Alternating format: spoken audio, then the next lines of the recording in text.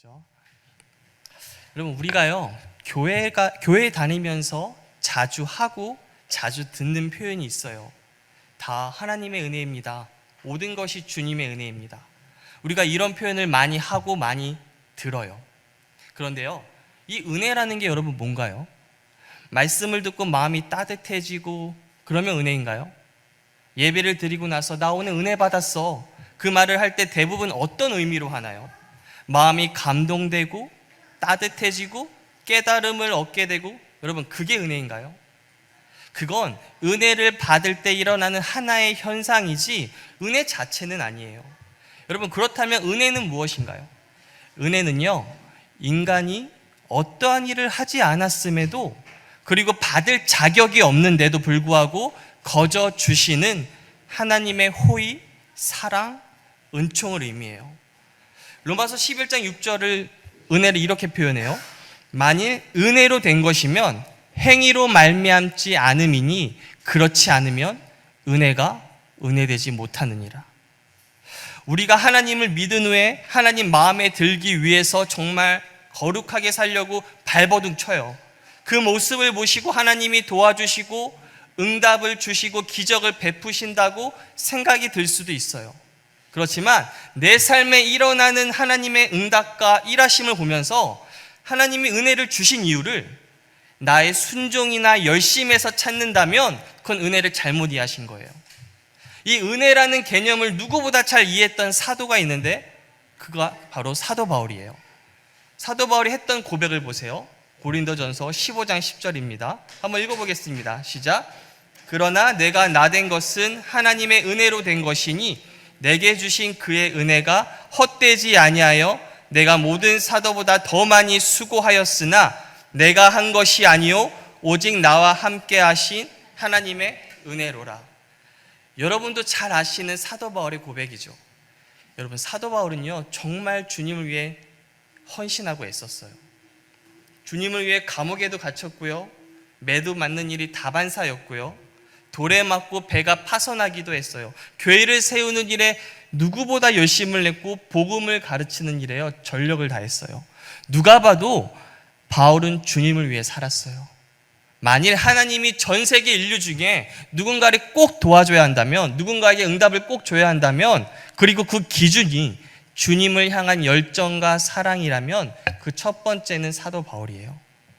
그런 대단한 바울이 지금 고백하는 거예요. 다 하나님의 은혜고 내가 수고하였지만 내가 한 것이 아니라 오직 나와 함께한 하나님의 은혜로다. 이 구절은요, 은혜라는 개념을 완전히 이해하지 못하시면 은혜가 되지 않아요. 제가 한번 은혜를 예를 들어서 설명해 볼게요. 저는 이 강단에 서기 전에 목이 마르지 않았어요.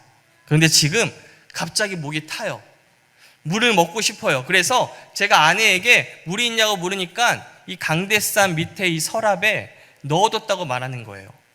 설교 중간에 목이 마를 것 같아서 미리 넣어놨대요. 저는 목이 마르지 않았기에 물이 필요한 줄도 몰랐고 물을 준비할 필요성도 못 느꼈어요. 그런데 이제 지금 심한 갈증이 느껴서 물을 먹고 싶어요. 제가 물을 먹기 위해서 해야 했던 일이 있나요? 지금? 미리 준비하지도 않았고요. 저는 물을 사오는 수고도 하지 않았어요. 그런데 물이 있어요. 주어졌어요. 이게 은혜예요. 제가 물을 달라고 한 다음에 아내가 물을 이 수납 공간에 넣었나요? 아니요. 미리 저를 위해 준비했어요. 심지어 목이 마르기도 전에요. 내가 물을 먹고 싶다는 필요성을 느끼기도 전에 주어졌어요. 이걸 은혜라고 해요. 여러분, 한번 구원을 생각해 보세요. 언제 예수님이 십자가에 죽으셨나요? 저와 여러분이 태어나기도 전에요. 언제 구원이 준비되었나요? 저와 여러분이 구원의 필요성을 느끼기도 전에요. 누구에게 구원이 준비되었나요?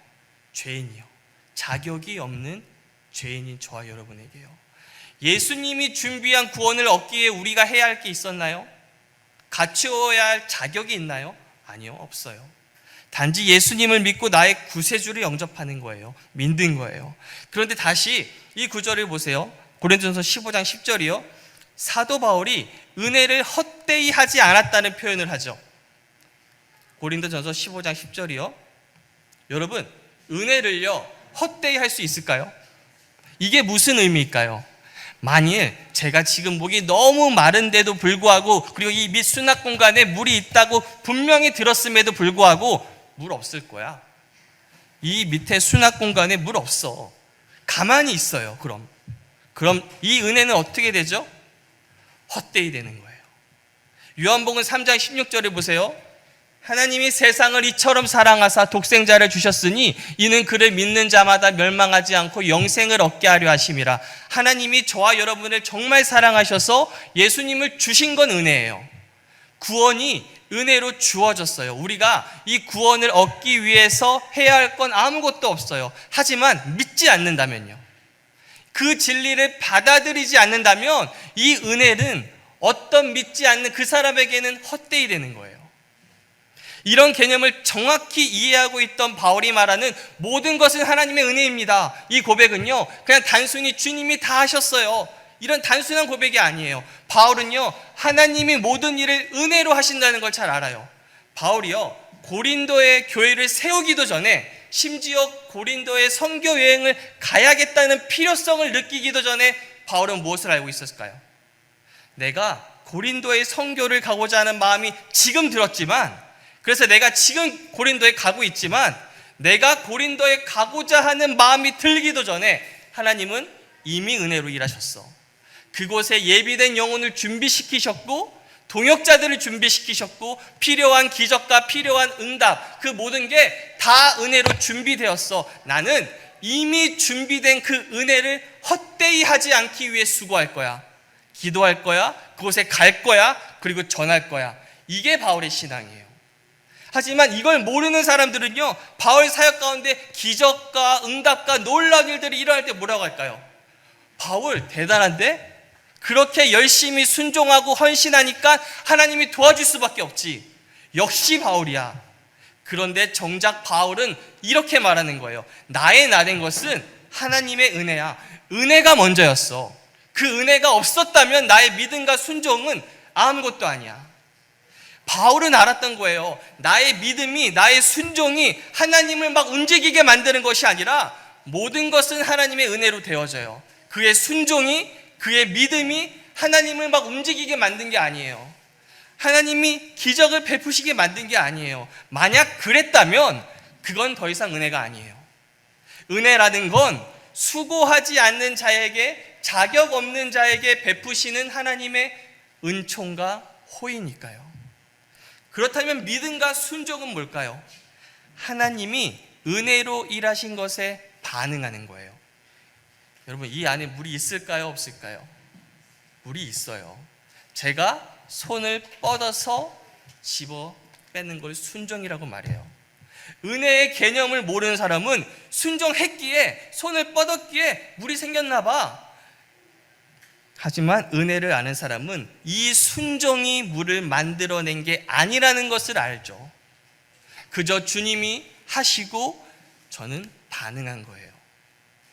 예수님이요, 누군가를 치유하실 때, 기적을 베푸실 때 종종 하신 말씀이 있어요. 너의 믿음이 너를 구원했다. 여러분, 정말요? 믿음이 구원을 만들어내나요? 아니요. 예수님의 능력이 은혜로 이미 주어지지 않았다면 아무런 일도 일어나지 않아요. 아무리 믿었다 한들 소용이 없어요. 하지만 예수님 뭐라고 하세요? 너의 믿음이 널 구원했어. 내 능력이 너를 구원한 거야. 내 은혜가 있기에 가능한 거야. 그렇게 말씀하지 않고 너의 믿음이 널 구원했어. 그렇게 다가온 혈루증 여인들, 나병 환자들, 그들의 믿음을 칭찬하세요. 그런데 그 이야기를 들은 본인들은 알겠죠. 내 믿음이 아닌데, 이건 주의 은혜인데, 내가 한 게 아닌데. 저는 이게요, 사랑의 인격적인 관계라고 생각해요. 우리의 작은 거 하나도 우리를 칭찬하고 싶어 하시는 하나님의 마음이 있고요, 그리고 그 하나님의 마음을 알고 모든 것을 하나님께 영광 돌리는 성숙한 그리스도인이 있어요. 하나님은요, 이 관계를 꿈꾸시는 것 같아요. 이런 하나님의 마음을 누구보다 바울은 알았기 때문에 나의 나된 것은 다 하나님의 은혜입니다 라고 말한 거예요. 내가 수고한 것도 맞지만 그분의 은혜가 없었다면 다 헛됩니다. 이런 고백을 한 거예요. 이 은혜에 대한 개념을 염두에 두시고요. 오늘 주제인 이제 성찬에 대해서 나누겠습니다. 특별히요, 성찬을요, 치유의 영역에서 보려고 해요. 여러분, 먼저요, 질병에서 치유되는 거 하나님의 은혜인가요? 하나님의 뜻인가요? 그리스도인이라면 하나님이 예수 그리스도를 통해서 죄사함 주신다는 거 이견이 없어요. 즉 복음 가운데는 죄사함이 있고 예수님 믿으면 믿는 사람은 누구나 죄사함 받는다? 아멘이에요. 그런데 치유에 관해서는요, 의견이 달라요. 하나님이 치유하실 수도 있고 오늘날도 치유를 베푸세요. 하지만 죄사함의 은혜처럼 복음 가운데 이 치유가 포함되어 있을까? 의견을 달리해요. 왜 의견을 달리할까요? 간단해요. 복음에 치유가 포함되어 있다면 믿는 사람들 다 나아야죠. 모든 믿는 자가 죄사함을 받는 것처럼 예수님이 주신 복음 안에 치유가 있다면 다 나아야죠. 그 생각을 하는 거예요. 하지만 경험적으로 알 수 있듯이 우리 주위에도요, 누구보다 예수님을 사랑하고 거룩한 성도 중에 병으로 고통받는 분들 많이 있어요. 누구보다 주님을 사랑하는데도 불구하고요, 그러한 분들이 기도를 계속하지만 여전히 아파요. 만약 치유가 죄사함처럼 예수님이 우리에게 주신 복음 가운데 포함이 되었다면 당연히 벗어나야죠. 논리적으로 당연히 그런 결론이 나와요. 그런데 현실을 보면 예수님 믿는다고 다 치유받는 것도 아니고 반대로 치유받는 사람이 아예 없는 것도 아니고, 그래서 하나님은 치유는 하시지만 복음 가운데 굳이 포함되진 않아. 이렇게 결론 내죠. 그래서 오늘은요, 첫 번째로 예수 그리스도의 복음 가운데 정말 치유가 있나? 그리고 두 번째로 우리가 그걸 어떻게 누릴 수 있지를 알아보겠습니다. 이사야서 53장 4절에서 5절 한번 읽어보겠습니다. 시작. 그는 실로 우리의 질고를 지고 우리의 슬픔을 당하였거늘 우리는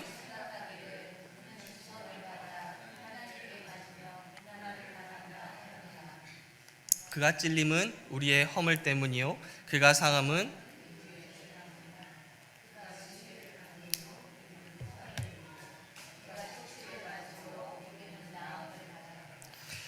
이사야는요, 지금 메시아가 오시기 전에 예수님의 고난에 대해서, 그리고 그 고난이 무엇을 가르치고 있는지를 예언하고 있어요. 메시아는 예수님이죠. 이 구절에서요, 오늘 관심 있게 봐야 될 것이요, 예수님의 채찍에 맞으심이에요. 그 이유예요. 오늘날은요, 이 때리는 태형이 없죠. 근데 당시에는 태형이 있었어요. 죄인을 때리는 거예요. 그런데 유대의 태형과 로마의 태형은 아주 달라요. 유대식은요, 저렇게 막대기 같은 것으로 때리는 39대를 때렸어요. 하지만 로마식은요, 채찍도 여러 가닥이 있고 가닥마다 갈고리가 있고 부서진 뼈나 쇠조각이 있어요. 이걸로 등을 때리면요, 그 채찍이 살점에 박혀서 살점이 다 뽑혀 나와요. 예수님은요, 로마식으로 맞으신 거예요. 영화 패션 오브 크라이스트를 영화를 보시면 아시겠지만 무시무시한 채찍으로 40대를 때려요. 유대인식은요, 39대라서 예수님이 39대를 맞았겠지라는 의견이 많은데, 그들이 유대식으로 했다면 굳이 저 로마 채찍은 때리지 않았겠죠. 도구는 자신의 도구를 쓰면서 때리는 횟수는 유대식을 존경한다? 말이 안 돼요. 그들은 자신의 채찍으로 자신의 방식, 로마식 방식으로 때렸어요. 그런데 왜 맞으셨을까요? 성경은 분명히 말해요. 그가 채찍에 맞음으로 우리가 나음을 입었다. 맞는 것과 치유와 무슨 상관이 있을까요? 요한복음 19장 30절 한번 보실게요. 예수께서 신 포도주를 받으신 후에 이르시되 다 이루었다 하시고 머리를 숙이니 영혼이 떠나가시니라. 예수님이 다 이루었다고 말씀하세요. 이 이루었다는 단어가요, 헬라어로 테텔레스테예요. 이 단어의 뜻은 풍부한데 끝마치다, 마치다, 그리고 값을 치르다가 있어요. 예수님이 십자가에서 왜 고통당하고 죽으셨나요? 죄의 값을 치르신 거예요. 로마서 6장 23절에 죄의 값은 사망이다. 죄의 값이 사망이기 때문에 죄의 사망을 요구하기 때문에 죄의 값을 사망으로 치르셨어요. 네, 사망으로 이 값을 치르겠다. 그리고 우리의 죄가 심판과 하나님의 진노와 징벌을 요구해요. 그래서 예수님은 우리가 당해야 했던 하나님의 심판과 진노와 징벌을 대신 받으시고 그 값을 치르셨어요. 마찬가지로 우리를 질병에서 자유롭게 해주시기 위해서는 건강을 위한 값을 치르셔야 돼요. 사람들은요, 하나님 마음대로 하실 수 있잖아, 마음대로 하시겠지. 물론 주권자이시기에 하나님의 뜻하신 바를 반드시 이루시지만 여러분, 무조건 하시는 게 아니에요. 하나님은요, 공의를 기반으로 하세요. 하나님은요, 공의하시기 때문에 용서를 그냥 하지 않아요. 용서에 합당한 대가가 있어야 돼요. 그 대가, 예수님이 사망으로 치르셨어요. 그리고 치유 역시 마찬가지예요. 채찍에 맞으실 때마다 살점이 찢겨나가고 근육이 으스러지고 뼈가 부러져요. 이 육체적 고통은 우리가, 인류가 겪어야 했던 질병과 고통, 상처를 대변하는 거예요. 그 고통을 대신 받으심으로 말미암아 치유의 값을 치르신 거예요. 그래서 예수님이 채찍에 맞으심은 대속의 의미가 있어요. 우리를 대신해서 값을 치르신 거예요. 이 모습을요, 이사야가 잘 기록하죠. 53장 4절이요. 그는 실로 우리의 질고를 지고 우리의 슬픔을 당하였고는, 질고가요 히브리어로 홀리란 단어인데요, 질병이란 뜻이에요. 오늘날 이스라엘 그 가운데서도요, 이 단어가 그대로 쓰여요. 그런 슬픔은 뭔가요? 마커프란 단어인데요, 육체적 고통, 질병적 고통을 말해요. 다시 말하면요, 예수님은 죄의 문제만 해결하신 게 아니라 육신의 질병의 문제도 해결했어요.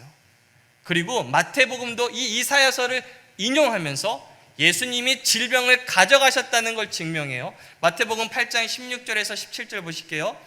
저물매 사람들이 귀신 들린 자를 많이 데리고 예수께 오거늘 예수께서 말씀으로 귀신들을 쫓아내시고 병든 자들을 다 고치시니 이는 선지자 이사야를 통하여 하신 말씀에 우리의 연약한 것을 친히 담당하시고 병을 짊어지셨도다 함을 이루려 하심이더라. 신약은 헬라어로 쓰였죠. 17절의 연약함이란 단어는요, 헬라어로 육신적 질병을 말해요. 구약의 히브리어도 신약의 헬라어도 모두 육신의 질병을 가리켜요. 여러분, 예수님께 나온 사람들은요, 영적으로 아픈 게 아니었어요. 물리적으로 아팠어요. 마태는요, 물리적으로 아픈 사람들을 치유하는데 이 구절을 인용해요. 예수님은 육신의 질병을 치유하셨고 육신의 질병을 짊어지셨다. 그렇기 때문에 우리는 알 수 있어요. 복음은 치유도 포함한다. 예수님의 대속에 치유도 포함된다. 치유가 하나님의 뜻이다. 이걸 알고 신앙생활하는 게 중요해요. 혹시 내가 질병에 걸렸을 때요, 또는 질병으로 오랫동안 고통받는 분을 보면서 하나님이 질병을 통해 저 사람 뭐 가르치시려는 걸까? 또는 무언가를 징계하시는 걸까? 그렇게 생각한 적 있지 않으세요? 여러분, 우리가요, 죄에 대해서는 이런 말을 안 하죠. 이 죄를 짓는 건 하나님이 뜻일 수도 있어. 이 죄를 통해서 나한테 어떤 교훈을 주기 위해서, 나를 가르쳐 주시기 위해서 내가 하나님의 섭리 안에서 이런 잘못을, 죄를 지은 걸 수도 있잖아. 이러한 죄에 대한 태도는 없어요. 그런데 질병에 대한 태도는 그렇지 않아요. 내가 이 병이 있는 건 하나님의 어떤 뜻이 있지 않을까? 이 질병을 통해서, 이 어려움을 통해서 나를 뭔가 가르쳐 주시려는 게 아닐까? 특별히 사도 바울도 질병이 있었잖아. 여러분, 사도 바울이 질병이 있었을까요? 사도 바울에게 질병이 있었다는 의견은 대부분 알고 있죠. 저는 사도 바울이 질병이 없었다는 신학적 견해를 알려드릴게요. 고린도서 12장 7절이요. 여러 계시를 받은 것이 지극히 크므로 너무 자만하지 않게 하시려고 내 육체에 가시 곧 사탄의 가시를 주셨으니 이는 나를 쳐서 너무 자만하지 않게 하려 하심이라. 여러분, 구약에서 가시는요, 대적하는 자, 괴롭히는 사람을 묘사할 때 사용돼요. 민수기 33장 5절 보세요. 너희가 만일 그 땅의 원주민을 너희 앞에서 몰아내지 아니하면 너희가 남겨둔 자들이 너희 눈에 뭐가 돼요? 가시요. 여기서 가시가 바로 적대자, 대적하는 사람을 의미하는 거예요. 그리고요, 가시를 사탄의 사자라고 하는데, 저 사자라는 단어는요, 엥겔로스라는 헬라어로 어떤 인격적인 존재를 지칭할 때 사용해요. 그렇기 때문에 여기서 말하는 가시는 바울이 사역하는 동안 계속 그를 공격하고 회방하고 괴롭히는 외부의 사람들의 공격일 수도 있어요. 또 사도 바울이 눈에 가는 언급이 성경에 있죠. 근데요, 그 시기에 선교 여행 중에요, 돌에 맞고 구타를 당해서 눈이 심하게 부상을 입었다는 견해도 있어요. 즉 바울이 눈에 질병이 있던 게 아니라요. 이 부분에 대해서는 제가 다음에 더 자세히 나누기로 하고요. 여러분, 치유는요 하나님의 뜻이라는 걸 믿으셔야 돼요. 왜냐하면 이것에 대한 확신이 없으면 여러분에게 믿음이 안 생겨요. 그래서 보시면 베드로전서 2장 24절 보세요. 그가 채찍에 맞음으로 너희는 나음을 얻었나니. 문장은요 과거 형태로 써요. 왜 과거형을 쓸까요? 이미 오셔서 채찍에 맞으셨잖아요. 그래서 채찍에 맞으셔서 질병의 값을 치르셨잖아요. 이게 무슨 의미인지 아세요? 치유는 믿는 우리에게 이미 주어진 거예요. 그래서 이미 나음을 입었다고 말씀하는 거예요. 이미 은혜로 행하신 사건이요 바로 치유를 주신 사건이에요. 여러분, 은혜라는 건 우리에게 어떤 자격이나 어떤 행동도 요구하지 않는다는 말씀이에요. 그냥 거저 주신 거예요. 고린도전서 11장 23절 보실게요. 내가 너에게 전한 것은 주께 받은 것이니 주 예수께서 잡히시던 밤에, 이제 본문에 오네요. 성경의 구절을 한 단어씩 천천히 묵상하시면요 전에 보이지 않던 것들이 보여요. 지금 바울이요 표현을 주께 받았다고 하죠. 이 말은요 바울이 받은 이 성찬에 대한 계시는요 주님이 직접 나타나셔서 그에게 가르쳐 준 거예요. 바울이 베드로를 통해서, 요한을 통해서 들은 게 아니라요 예수님이 그에게 직접 가르쳐 주신 거예요. 그들에게 얼마나 이 내용이 중요하면, 얼마나 놀라운 진리를 가지고 있으면 예수님이 친히 나타나셔서 바울에게 알려주셨을까요? 여러분, 사실 성경이요 매번 같은 내용이죠. 그런데요 이렇게 단어 하나, 주께 받은 것이니, 이렇게 단 하나를 곱씹고 묵상할 때 이전에 보지 못한 것들이 보일 수도 있어요. 여러분도 묵상을 한번 그렇게 해보세요.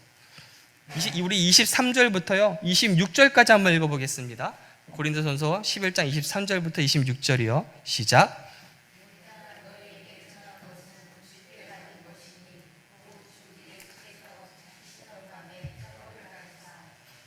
축사하시고 떼어 이르시되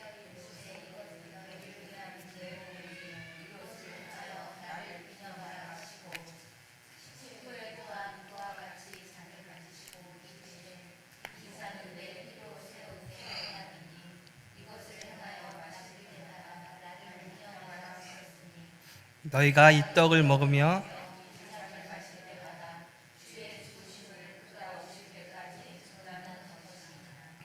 여러분 보시면 먼저 이 성찬은요 주의 죽으심을 전한다고 해요. 제가 좋아하는 뉴 킹 제임스 성경에서는요 주의 죽으심을 선포한다고 말해요.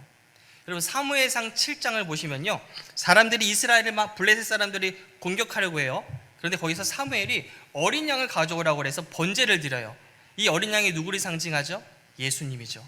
지금 사무엘은 어린 양을 번제로 드렸는데 그 어린 양을 통해서 하나님을 누굴 보실까요? 예수님을 보세요. 지금 사무엘상 7장에서는요 번제를 드렸다는 건요 예수님의 죽으심이 선포됐다는 걸 의미해요. 그러자 놀라운 일이 일어나죠. 우레가 내려와서 블레셋 사람을 쳐서 그들이 패배해요. 여러분 성찬은요 주님의 죽으심을 선포한다고 해요. 우리가 성찬할 때요 영적인 세계에서 어떤 일이 일어나는지 아세요?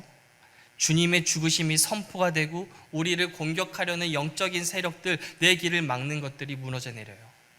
이게 성찬을 할 때 일어나는 일들이에요. 그걸 영적인 눈으로 보시고 성찬을 참여하셔야 돼요. 27절이요. 그러므로 누구든지 주의 떡이나 잔을 합당하지 않게 마시는 자는 주의 몸과 피에 대하여 죄를 짓는 것이니라. 여기서 합당하지 않게 마신다는 게 무슨 의미일까요? 여기서 합당하지 않게 마신다는 걸 두고 사람들은 이렇게 생각하죠. 내가 하나님 앞에 제대로 살지 못했어.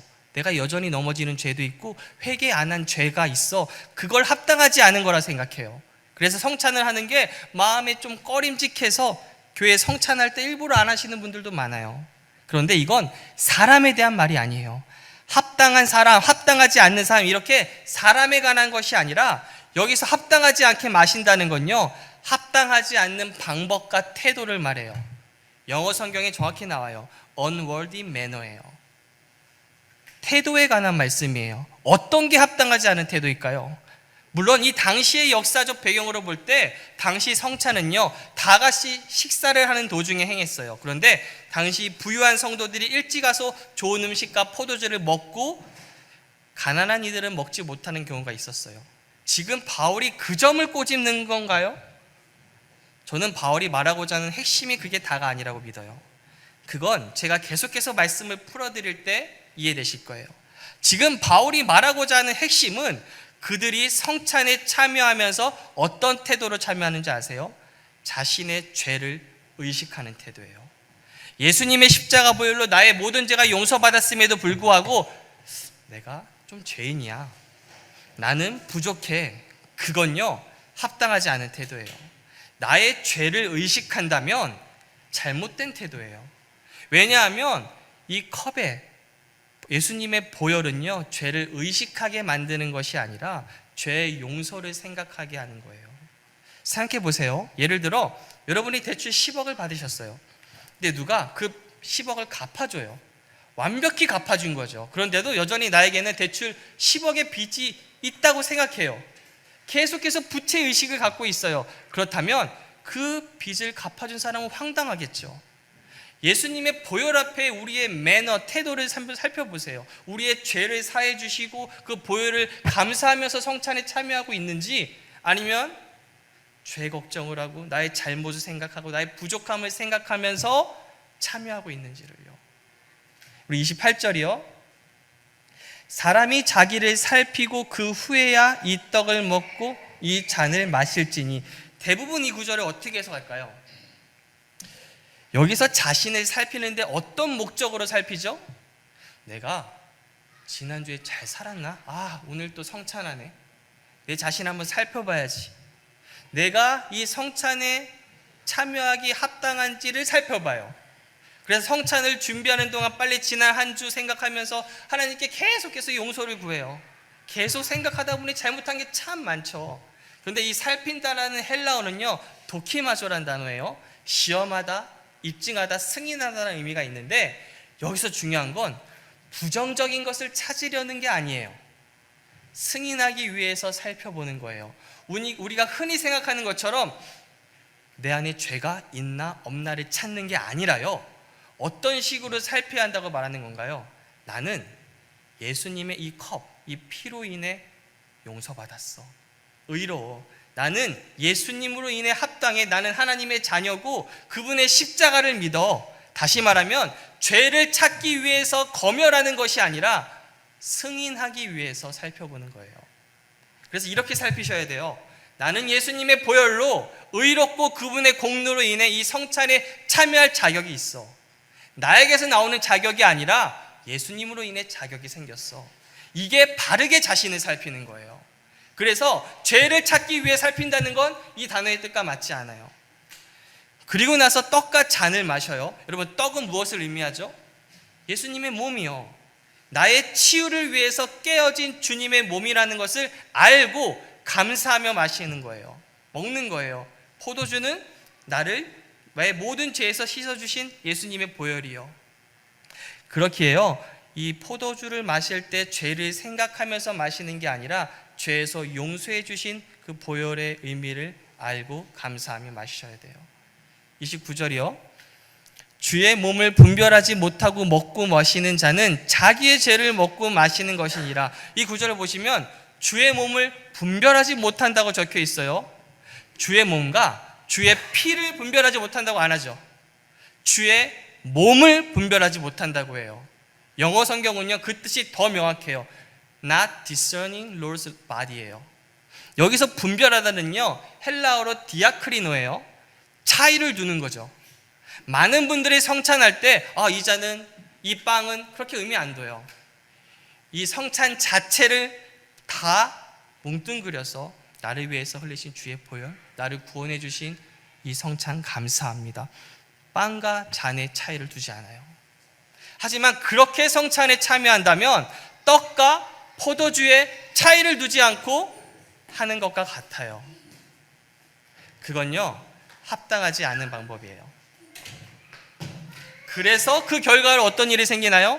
자기의 죄를 먹고 마신대요. 여기서 죄는요, 크리마를 말하는데요, 심판이란 뜻이에요. 즉 주의 몸을 분별하지 못하기 때문에 심판을 너희가 스스로 먹고 있다. 그럼 이 심판이 가리키는 건 뭐죠? 지옥 가는 걸 말할까요? 여기서 심판은요, 지옥에 가는 그런 심판이 아니에요. 그 심판이 무엇인지는 30절에 나오죠. 읽어보겠습니다. 시작. 그러므로 너희 중에 약한 자와 병든 자가 많고 잠자는 자도 적지 아니하니. 저는 영어가 이 구절을 더 잘 표현한 것 같아요. For this cause예요. 이 하나의 이유 때문에, 많은 이유가 아니라요, 이 하나의 이유 때문에. 어떤 이유예요? 너희가 주의 몸을 분별하지 않기 때문에 너희 중에 약한 자가 이렇게 많고 병든 자도 이렇게 많고 일찍 잠잔다는 건 죽는다는 거예요. 근데 자기의 때가 아닌데도 죽는 거예요. 여러분 잠시 이 구절 한번 우리 한번 묵상해 보세요. 단 하나의 이유래요. 여러 가지 이유가 아니에요. 그 어떤 것도 아니고 성찬을 할 때 몸을 구분하지 않고 그 이유 때문에 너희 중에 이렇게 아픈 사람이 많어. 너희 중에 이렇게 일찍 죽으면 안 되는데 죽은 사람이 이렇게 많잖아. 이게 바울이 말하는 거예요. 이 말을 거꾸로 하면 뭘까요? 우리가 성찬을 할 때 주의 몸과 피에 대해서 명확히 구분하고 성찬한다면 우리 중에 약한 자와 병든 자와 일찍 죽는 자가 없을 거다. 이 말을 하는 거예요. 이게 주님이 우리에게 주시는 말씀이에요. 놀라운 말씀이죠. 성찬을 통해서 예수님이 주신 치유가 우리의 치유예요. 자격을 갖춰야 주시는 게 아니라 자격 없는 자에게 주시는 선물인 거예요. 그 치유가 이 성찬을 통해서 우리에게 임하는 거예요. 31절 보실게요. 우리가 우리를 살폈으면 판단을 받지 아니하려니와 32절 우리가 판단을 받는 것은 주께 징계를 받는 것이니 이는 우리로 세상과 함께 정죄함을 받지 않게 하려 하심이라. 31절 이 구절을 헬라어로 잘 보셔야 돼요. 만약 우리가 우리 자신을 살폈으면, 그래서 살피다는 단어가요 디아크리노예요. 헬라어로 디아크리노는요 차이를 둔다는 거죠. 무엇과 차이를 두죠? 세상이요. 그래서 이 말은요, 우리가 우리 자신을 세상과 차별을 둔다면, 세상과 구분을 한다면 어떻게 구분하죠? 예수님의 보혈로 난 용서받았고 주님의 채찍에 맞으심으로 나는 남을 입은 존재야. 나는 세상에 속했지만 나는 세상을 살아가고 있지만 세상에 속한 존재는 아니야. 이렇게 차이를 둔다면 우리는 크리노 되지 않을 것이다. 여기서 크리노라는 단어는요, 우리가 흔히 하는 심판이 아니에요. 왜냐하면 뒤에 따라오는 단어가 파이디오라는 말이 있어요. 그건요 징계라는 단어인데, 여기 나오는 크리노는요 질책하다라는 의미가 맞아요. 그러므로 우리가 우리 자신을 세상과 구분한다면 우리는 하나님께 질책당하지 않을 것이다. 스스로 세상과 우리를 구분해서 세상에 있지만 세상에 속한 자로 살지 않는다면 질책당하지 않아요. 그리고 이 구절을 계속 32절을 읽어보면 우리가 판단, 즉 질책을 당할 때는 우리는 하나님께 징계를 당하는 것이라고 말씀해요. 여기서 징계가요 파이디오란 단어예요. 이건요 여러분 어린아이 훈련시키는 단어예요. 어린 자녀가 바르게 행동하도록 훈련하고 가르치는 거예요. 여러분 아이를 훈련할 때 고쳐주는 단어예요. 어른이 아니에요. 어린 자녀를 훈련할 때 교통사고 나게 하고 불구가 되게 하고 병을 주고 그러나요 여러분? 그런데 사람들은요 하나님의 징계라고 하면 하나님이 쳤나 보다, 하나님이 교통사고 줬네, 온갖 말들을 많이 해요. 누가 아이를 훈련할 때 그런 식으로 훈련해요? 그 사람은 병원에 가야죠. 하나님은 그러지 않으세요. 하나님을 오해한 거예요. 어떻게 징계하실까요? 너 그렇게 생각하면 안 돼. 설교 이 시간을 통해서요, 또 말씀을 읽을 때요, 자꾸 내 생각을 변화시키세요. 또는 옆사람을 통해서요, 환경을 통해서 내가 잘못 믿고 있는 것들에 대해서 계속 가르쳐 주세요. 이 징계에 대한 것도 성도들이 너무 오해가 많은 주제인데 그것도 나중에 나눌게요. 우리 32절 다시 한번 읽을게요. 우리가 판단을 받는 것은 주께 징계를 받는 것이니 이는 우리로 세상과 함께 정죄함을 받지 않게 하려 하심이라. 하나님은 세상과 우리를요 정확히 차이를 두세요. 세상과 함께 정죄함, 여기서 정죄함은요 카타크리노예요. 유죄 심판을 선고한다는 거죠. 여러분, 여기 문맥상의 정죄가 뭘까요? 여러분, 성경은요 문맥으로 보셔야 돼요. 여기서의 정죄는요 약하고 아프고 일찍 죽게 되는 거예요. 아담 이후로부터 세상은요 질병과 저주 때문에, 약함 때문에 질병, 저주, 약함, 죽음이 일상화되어 있어요. 아담 이후에 이 세상은 그 정죄 아래 있어요. 하지만 성찬에는요 그것을 이겨내는 하나님의 역사가 있다는 거예요. 간증 하나 읽어드릴게요. 미국 텍사스에 사는 파멜라 페레즈라는 분이에요. 저희 어머니는 알츠하이머병에 시달리셨습니다. 가족을 알아볼 수도 없을 정도로 쇠약해져 있었습니다. 어느 정도 심하셨냐면 어머니는 아버지가 누구인지 궁금해하기까지 했었습니다. 저는 부모님과 함께 지냈기에 매일매일의 고군분투한 고난을 볼 수 있었습니다. 그것은 어머니를 돌보려는 우리뿐만 아니라 어머니에게도 비참한 삶이었습니다. 그냥 저는 어머니의 예전 모습을 보고 싶었고 다시 어머니가 건강해지는 것을 소망했습니다. 그러던 어느 날 동생이 성찬식에 대해서 가르침을 주었습니다. 그래서 저는 바로 어머니와 함께 성찬을 하기 시작했습니다. 어머니가 성찬을 한 지 사흘째 되던 날에 놀라운 일이 일어났습니다.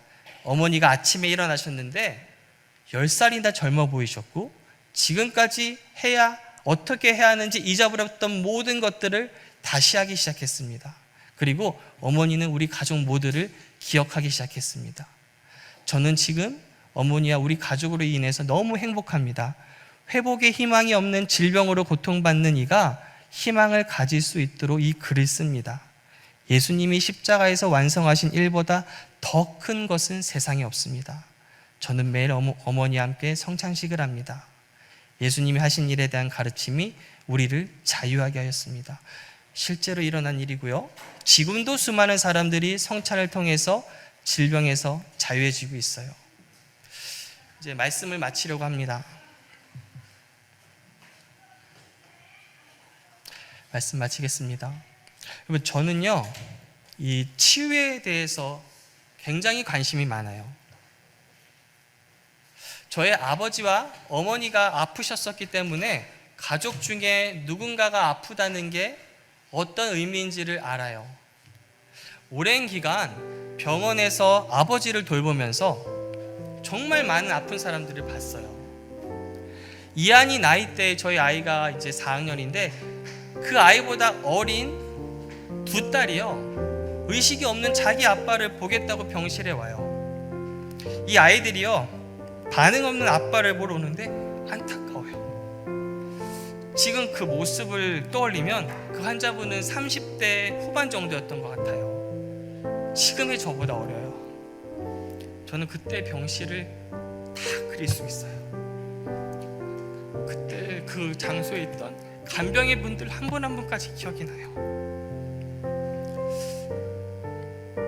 제가 보면요 이 질병에 대해서, 치유에 대해서 쉽게 생각하고 쉽게 말하는 기독교인들이 많아요. 영혼 구원이 가장 중요합니다. 어차피 사람은 죽어요.